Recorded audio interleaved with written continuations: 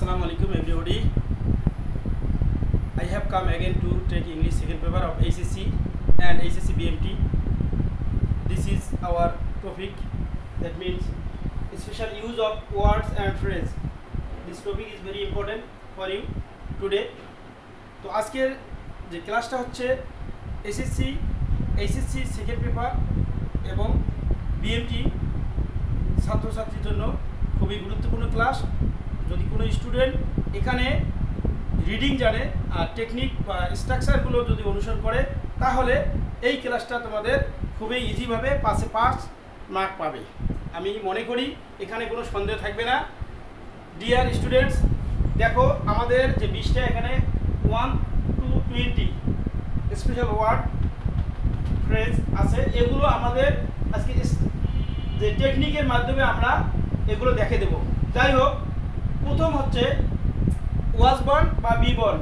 এটা প্রথম আমাদের কী করতে হবে, একটা শর্ট ফর্ম যে টেকনিক 1, যে ওয়াজ বর্ন মানে জন্মগ্রহণ করেছিল। ওয়াজ বর্ন মানে কি, কোনো ব্যক্তি কোনো স্থানে যদি জন্মগ্রহণ করে সেটাই ওয়াজ বর্ন ব্যবহার হয়। এখানে স্ট্রাকচার হচ্ছে সাবজেক্ট প্লাস গ্যাপ, তারপরে প্লেস বা টাইম, প্লেস অবলিক টাইম। এটাকে আমরা এক্ষেত্রে কি বলবো, অ্যাডভার্বিয়াল বলবো।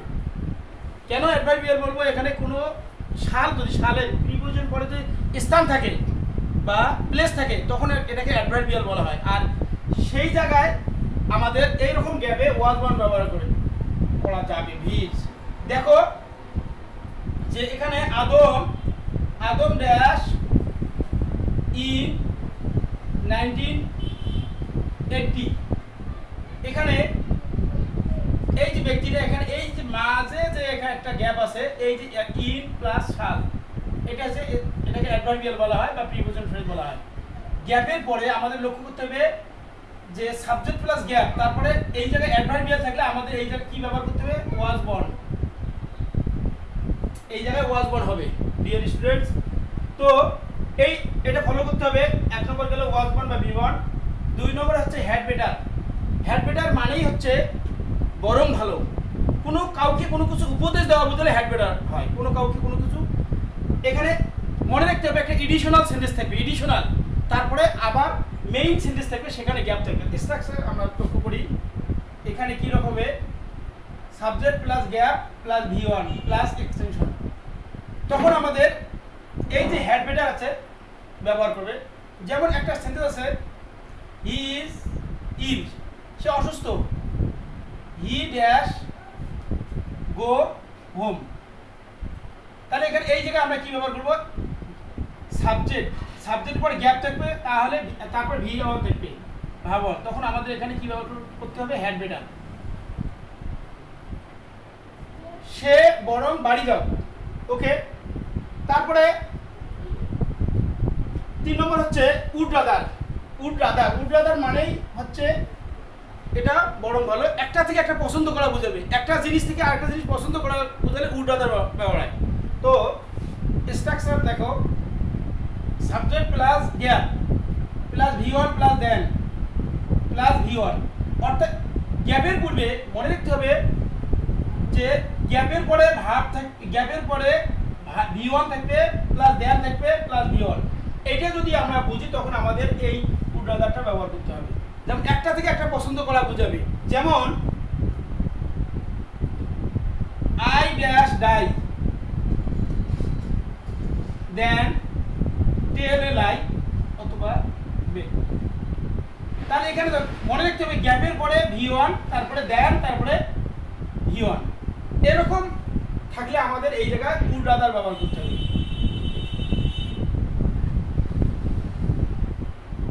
Would rather.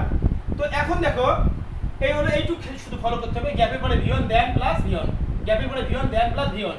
এইটুক অনুসরণ করলে আমরা যখনই আমরা দেখবো গ্যাপের পরে V1 plus then plus V1, তখন আমরা উড রাদার ব্যবহার করবো। ক্লিয়ার? ওকে। তারপরে আমরা পরেরটা দেখো, হ্যাভ টু, হ্যাজ টু আর হ্যাভ টু, তিনটে জিনিস একবারে। যদি পাস্ট টেন্স থাকে, সাবজেক্টকে কোনো কিছু করতে হবে, বাধ্যবাধকতা বোঝাবে, তখন আমাদের কি করতে হবে, যে হ্যাভ টু অথবা হ্যাজ টু ব্যবহার করতে হবে। আর অতীত হলে হ্যাভ টু। তা এরকম থাকবে subject plus gap plus V1 plus object বা এক্সটেনশন।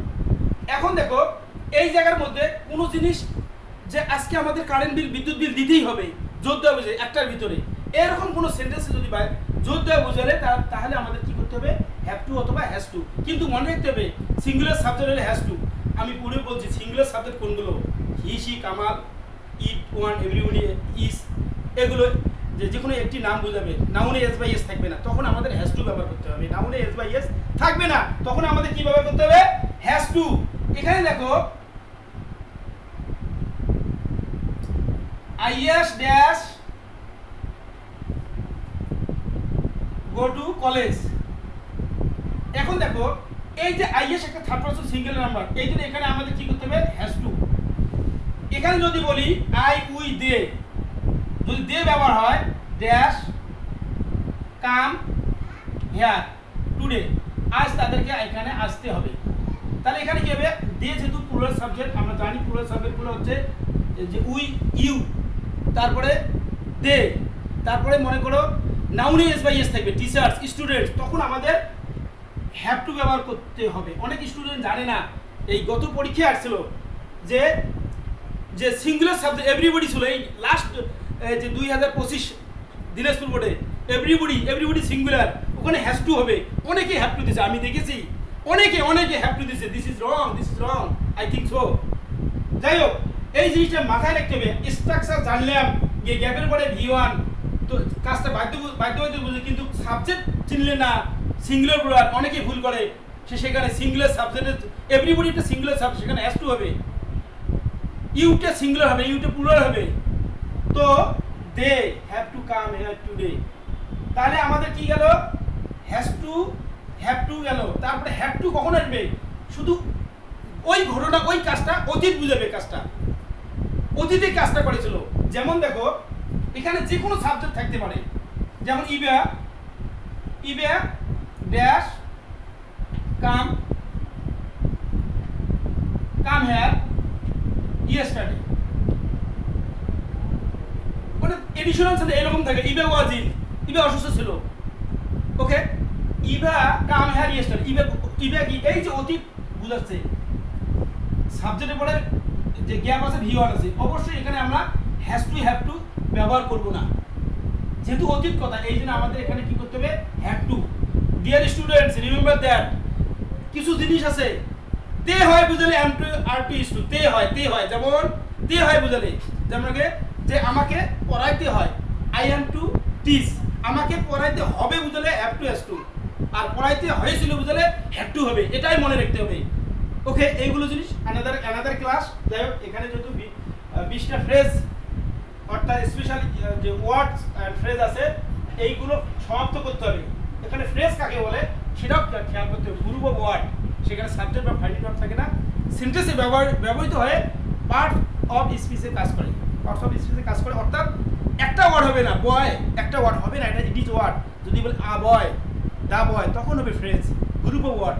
এই জন্য এখানে ওয়ার্ডও আছে ফ্রেজও আছে। ফ্রেজ বলতে কি বুঝায় গ্রুপ অফ ওয়ার্ড। যেমন এখানে আমি নিজের নাম বলি বাবুলটি আছে ওয়ার্ড, এখানে অ্যাপোস্ট্রফি দেওয়া হবে বাবুলস ফ্রেন্ড FREND, এই যে দুইটা ওয়ার্ড হলো বাবুলের বন্ধু, দিস ইজ ফ্রেজ আছে, এটা নাউন ফ্রেজ ভার্বের সাবজেক্ট হয়, ভার্বের অবজেক্ট হয়, প্রিপোজিশন অবজেক্ট হয়। তো এখানে গ্রুপ অফ ওয়ার্ড হলে হবেই হবে, এটাই নামে হচ্ছে ফ্রেজ। তাহলে যদি আমি বাবুল থাকলে একটা single word, this is word আর this is phrase. Many example আছে, কিন্তু এগুলো এখন দেওয়া সম্ভব নয়। ওকে, এগুলো অন্যদিন ফ্রেজের ক্লাস হবে। যাই হোক, everybody comes to me to enjoy my class, thank you.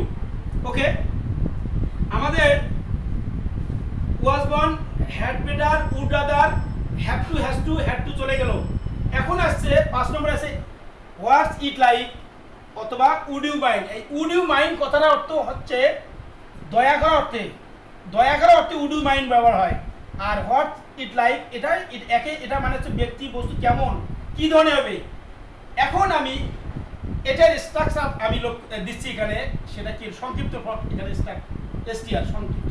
আর এটা ফুল ফর্ম হচ্ছে STRUCTURE স্ট্রাকচার। তো উডু মাইন্ড আমরা খেয়াল করব শুরুতে gap plus V1 plus ING plus প্রশ্নবোধক চিহ্ন অবজেক্ট বা প্রশ্নবোধক চিহ্ন শুরুতে gap. Remember that dear student, শুরুতে গ্যাপ ING মুখস্থ করো, শুরুতে গ্যাপ ING, শুরুতে গ্যাপ V1 ING অবজেক্ট বা এক্সটেনশন প্লাস প্রশ্নবোধক চিহ্ন। এটা যখনই দেখবেন এই দুইটা ফ্রেজ ব্যবহার হবে পরীক্ষা হলে, যদি হোয়াটসঅ্যাপ লাইভ থেকে ওই জায়গায় হোয়াটসঅ্যাপ লাইভ ব্যবহার করবে। আর যদি উডু মাইন্ড দুইটার মধ্যে দুইটা একসঙ্গে থাকে না, যদি উডু মাইন্ড মানে দয়া করে অর্থ বুঝায়, দয়া করে আপনি কি দরজাটি বন্ধ করবেন, দয়া করে আপনি কি আমাকে সাহায্য করবেন, এরকম কথা তা এইভাবে থাকবে। Dash closing the door. Dear students দেখো শুরুতে গ্যাপ আমাদের ইয়েটা ফলো করতে হবে। শুরুতে গ্যাপ V1 ING প্রশ্নবোধক চিহ্ন আছে না নাই এইটুকু মনে রাখবে, মনে রাখলেই তোমাদের আনসার হয়ে যাবে ইনশাআল্লাহ। ওকে, তাহলে এখানে কি আমরা ব্যবহার করব উড ইউ মাইন্ড। যদি উডু মাইন্ড না থাকে একটা বক্স থাকবে, বক্সের ভিতরে যে ওয়ার্ডগুলো দেওয়া আছে বক্স থেকে বেছে বেছে নিতে হবে। আর সেন্টেন্স থাকবে 10টা, এডিশনাল সেন্টেন্স থাকবে, তার মানে ওটাকে নির্দেশ করার জন্য আরেকটা সেন্টেন্স বলবে, পরে মেইন সেন্টেন্সটার ভিতরে গ্যাপ থাকবে, তখন মেইন সেন্টেন্সটা তোমাকে খুঁজে বের করতে হবে তোমাদেরকে, তখনই হবে ইজি। এই তো পানি পানি পানি, আমি I am going to say you this is water water water. যদি বোঝো টেকনিকগুলো, টেকনিক বুঝলেই পানি হবে ডিয়ার স্টুডেন্টস, টেকনিক না বুঝলে পানি হবে না। ওকে, এখন দেখো আমাদের উডু মাইন্ড শুধু গ্যাপের পরে V1 ING প্লাস অবজেক্ট প্রশ্নবোধক চিহ্ন, এটা বুঝবে উডু মাইন্ড ব্যবহার করব। যদি উডু মাইন্ড থাকে উডু মাইন্ড ব্যবহার করব, যদি বক্সে যদি হোয়াটসঅ্যাপ লাইক থাকে ওটা ব্যবহার করব। ক্লিয়ার? ওকে, এখন আমাদের 6 হোয়াট ইফ। এই যে হোয়াট ইফ কথাটা অর্থ হলো কি, তাহলে কি হবে, এমনটি যদি ঘটে বা তাহলে কি হবে। খুব ইজি স্ট্রাকচারটা লক্ষ্য করো। শুরুতে gap, dear student subject plus verb plus প্রশ্নবোধক চিহ্ন কোশ্চেন মার্ক। তো যখনই দেখবে শুরুতে গ্যাপ, আমি বলতেছি শুরুতে গ্যাপ সাবজেক্ট V1 বা V2 যেটাই হতে পারে প্লাস প্রশ্নবোধক চিহ্ন। এখন দেখো এই জায়গায় আমরা দেখো dash he fail in the exam. For exam, it rained. Now, dear student, just follow the structure. Just follow the structure. এখন দেখো he failed in the exam. শুরুতে গ্যাপ আছে, শেষে কোশ্চেন মার্ক আছে। শুরুতে গ্যাপ আছে, শেষে কোশ্চেন মার্ক আছে। It is which phrase is used here? এখানে এই যে what if পড়বে। কেন বললাম হোয়াট ইফ হি ফেল, পরীক্ষায় ফেল করলো তাহলে কি হবে। তারপর এখানে ইট রেইনস নাও, এখন বৃষ্টি হয়, এখন বৃষ্টি তাহলে কি, বাড়িতে অনুষ্ঠান সাজাচ্ছেন, এখন কি হবে। তাহলে এই জায়গায় আমাদের কি ব্যবহার করতে হবে, হোয়াট ইফ। তাহলে হোয়াট ইফ মানে কি, তাহলে কি হবে, এমনটি যদি ঘটে। ডিয়ার স্টুডেন্ট আমরা এখন লেট অ্যালোন ব্যবহার করব।